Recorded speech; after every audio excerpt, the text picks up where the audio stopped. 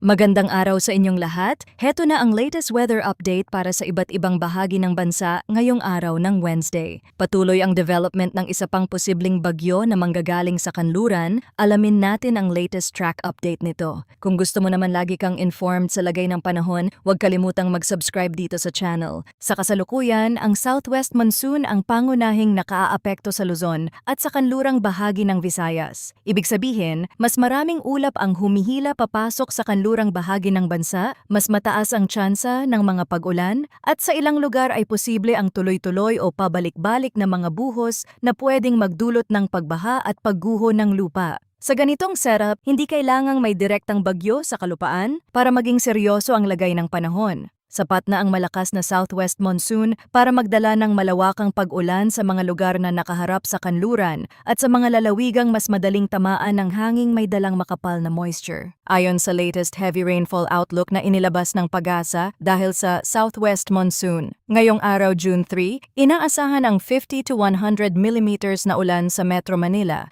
Zambales, Bataan, Pangasinan, Bulacan, Tarlac, Pampanga, Cavite, Batangas, Occidental Mindoro at Palawan. Bukas June 4, inaasahan pa rin ang 50 to 100 millimeters na ulan sa Zambales, Bataan, Tarlac, Pangasinan, La Union, Ilocos Sur at Benguet. At sa Friday June 5, inaasahan ang kaparehong dami ng ulan sa Ilocos Norte, Ilocos Sur, La Union, Abra, Pangasinan, Benguet, Zambales, at Bataan. Mahalagang tandaan na pwedeng mas mataas pa ang aktual na ulan sa mga mabundok at matataas na lugar. Kaya sa lagay ng panahon para sa Metro Manila, Pangasinan, Zambales, Bataan, Tarlac, Pampanga, Bulacan, Cavite, Batangas, Occidental Mindoro at Palawan, mas kailangang maging alerto. Dito, ang inaasahang lagay ng panahon ay occasional rains dahil sa southwest monsoon.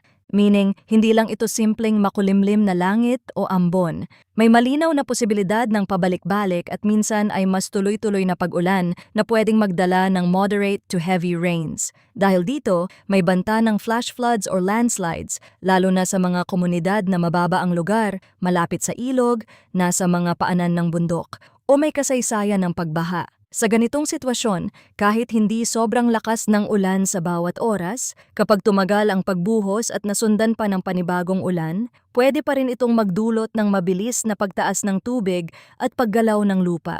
Sa Metro Manila, kailangang seryosohin ang ganitong setup dahil malinaw na kasama ito sa heavy rainfall outlook. Ang southwest monsoon ay hindi laging nangangahulugan ng walang tigil na malakas na ulan sa buong araw, pero pwede itong magdala ng sunod-sunod na bugso ng pag-ulan na sapat para magpabigat ng trapiko, magdulot ng water buildup sa mga mabababang lugar, at magpahirap sa biyahe ng mga commuter, rider, empleyado at estudyante. Sa mga lungsod na mabilis maipon ang tubig kapag tumagal ang ulan, mas mabuting maging handa na sa posibilidad ng pagbaha sa ilang kalsada at underpass, lalo na sa mga oras ng matinding buhos. Sa Zambales, Bataan, Pangasinan, Tarlac, Pampanga at Bulacan, hindi rin dapat maliitin ang sitwasyon dahil malinaw na kabilang ang mga lugar na ito sa heavy rainfall outlook sa susunod na ilang araw. Ang ganitong magkakasunod na forecast ng ulan ay nagpapakita na hindi lang iisang yugto ng pag-ulan ang dapat bantayan,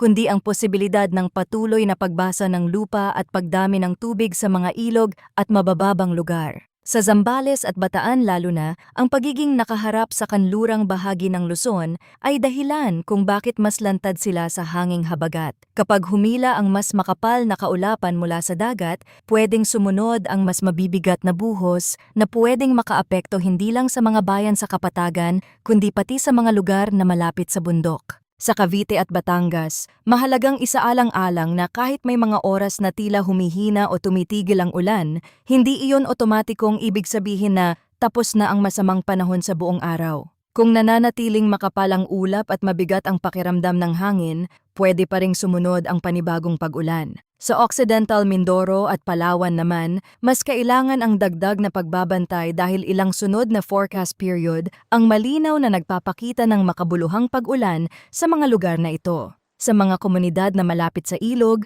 baybayin at mabababang lugar, mas mainam na maging handa sa posibilidad ng pagbaha. Sa mga lugar namang matarik o bulubundukin, dapat seryosohin ang banta ng pagguho ng lupa lalo na kung tuloy-tuloy ang pagbasa ng lupa. Para naman sa Western Visayas at sa nalalabing bahagi ng Luzon, ang inaasahang lagay ng panahon ay cloudy skies with scattered rains and thunderstorms dahil din sa southwest monsoon. Ibig sabihin, hindi man sila kabilang sa unang hanay ng mga lugar na may occasional rains, naroon pa rin ang malinaw na posibilidad ng aktibong mga pag-ulan at thunderstorms na pwedeng magdala ng moderate to at times heavy rains. Meaning, hindi dapat maging kampante kahit hindi kasama ang isang lugar sa pinakaunang listahan ng heavy rainfall outlook dahil kung sakaling tumapat ang mas malalakas na buhos sa ilang bahagi, pwede pa rin itong magdulot ng flash floods or landslides sa mga sensitibong komunidad. Samantala, sa nalalabing bahagi ng bansa, ang forecast ay partly cloudy to cloudy skies with isolated rain showers or thunderstorms dahil sa localized thunderstorms. May mga lugar na pwedeng magsimula ang araw na medyo maaliwalas, may init, at tila tahimik ang panahon. Pero habang tumatagal ang oras at mas umiinit ang paligid, tumataas din ang posibilidad ng pagbuo ng makakapal na ulap na pwedeng magdala ng biglaang pag-ulan sa ilang lugar. Kung sisilipin naman natin ang sistema sa kanluran, hindi ito nakikitang magiging kasing lakas ni Bagyong Domeng. Pero kahit hindi ito umabot sa kaparehong lakas, hindi ibig sabihin na maliit na lamang ang magiging epekto nito sa bansa. Sa katunayan, dahil pinapalakas nito ang southwest monsoon, kahit dumaplis lamang ito sa northern Luzon, malaking bahagi pa rin ng bansa ang posibleng maapektuhan. Ito ang isa sa pinakamahalagang punto sa kasalukuyang sitwasyon. Hindi lang mismong landfall o direktang pagtama ng sentro ang dapat tingnan. Sa maraming pagkakataon, ang mas malawak na epekto ng isang sistema sa southwest monsoon ang nagiging dahilan kung bakit mas maraming lugar ang nakararanas ng tuloy-tuloy na ulan kahit hindi naman direktang daanan ng bagyo. Sa mga susunod na araw, makikita natin ang patuloy na pag-igting ng southwest monsoon. Ito ang dahilan kung bakit mataas ang posibilidad na magpatuloy ang mga pag-ulan sa bansa. At kapag mas tumagal ang aktibong monsoon flow, mas tumataas din ang banta ng landslides at flash floods sa mga lugar na matagal nang nakakatanggap ng ulan o nasa maselang terrain. Sa mga komunidad na malapit sa bundok, ilog, estero at mabababang bahagi ng lungsod at lalawigan, hindi dapat maliitin ang epekto ng tuloy-tuloy o pabalik-balik na pag-ulan. Kahit hindi palaging sobrang lakas sa bawat oras, ang pag-ipon ng ulan sa loob ng 1 o 2 araw ay sapat para magdulot ng problema sa lupa at tubig. Mahalaga ring tandaan na sa ganitong setup, hindi pantay-pantay ang bagsak ng ulan sa bawat lugar.